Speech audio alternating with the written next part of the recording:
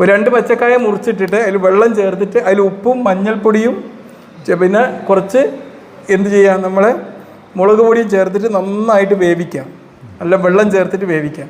എന്നിട്ട് മറ്റൊരു പാത്രത്തിൽ നമ്മൾ എന്താ തയ്യാറാക്കേണ്ടതെന്ന് വെച്ച് കഴിഞ്ഞാൽ കുറച്ച് തേങ്ങ അരിക്കുക, വലിയ ജീരകം, ചെറിയ ഉള്ളി നന്നായിട്ട് ഉടച്ചിട്ട് മിക്സ് ചെയ്യുക അല്ലേ? അതടയ്ക്ക്. ഇത് വെന്തതിന് ശേഷം ഇതിലേക്ക് നമ്മൾ തേങ്ങ അരച്ചിട്ട് അതിൽ വലിയ ജീരകം മിക്സ് ചെയ്തിട്ട് ചെറിയ ഉള്ളി മിക്സ് ചെയ്തിട്ട് എന്നിട്ട്